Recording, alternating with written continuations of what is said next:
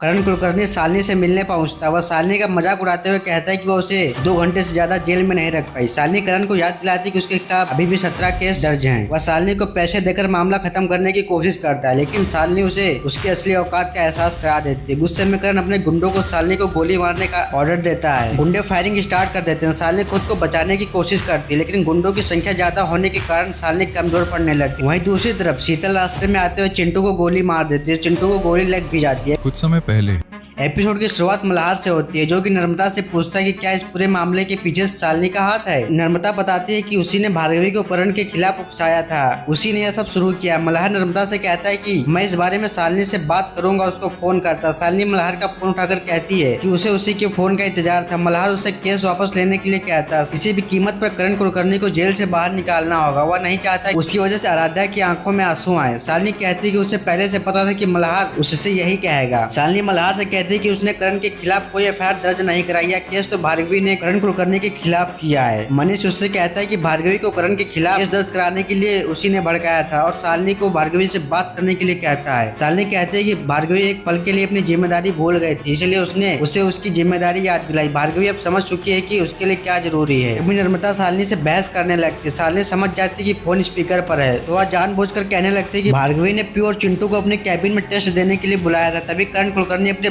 Force और bouncer के साथ वहां पहुंचता है और उसके कैबिन से बच्चों को किडनैप कर लेता है। किसी तरह उन्होंने करण के गुंडों से अपने बच्चों को बचाया। शालिनी कहती है कि उन्होंने भार्गवी को समझाया कि किसी अपराधी का साथ देना भी अपराध है। वह करण कुलकर्णी जैसे अपराधी को स्कूल कैंपस से बच्चों को अगवा करने की इजाजत कैसे दे सकती है। इसके लिए भार्गवी को जेल जाना पड़ सकता है और उसके स्कूल की मान्यता रद्द हो सकती है। इसलिए भार्गवी अपने स्कूल की इज्जत बचाने के लिए करण कुलकर्णी के खिलाफ केस कर देती है। भार्गवी ने अपने बेटे से ज्यादा छात्रों को चुना। यह सुनकर कबीर अपनी माँ पर चिल्लाने लगता है। शालिनी उसे चुप रहने के लिए कहती है। शालिनी बताती है कि अगर करण इस केस से बच भी जाता है तो उसके खिलाफ पहले से 17 केस दर्ज है। वह इन मामलों से नहीं बच सकता। इन मामलों में मनीष का नाम भी शामिल है। आयुषी शालिनी से पूछती है कि उसके पिता के खिलाफ बोलने की हिम्मत कैसे कर सकती है, उसके हाथ में कोई ताकत नहीं। शालिनी उसे करारा जवाब देते और कॉल काट देती है। इसी बीच करण कुलकर्णी शालिनी से मिलने पहुंचता है। शालिनी का मजाक उड़ाते हुए कहता है कि वह उसे 2 घंटे से ज्यादा जेल में नहीं रख पाई। शालिनी उसे चिंता न करने के लिए कहती है। वह करण को याद दिलाती है कि उसके खिलाफ 17 मामले अभी भी दर्ज हैं, जिनमें स्मगलिंग, ट्रैफिकिंग और इलीगल कारोबार जैसे गंभीर अपराध शामिल है। करण हैरान होकर उससे पूछता है कि उसे इन सब के बारे में कैसे पता चला। वह शालिनी को पैसे देकर मामला खत्म करने की कोशिश करता, लेकिन शालिनी उसकी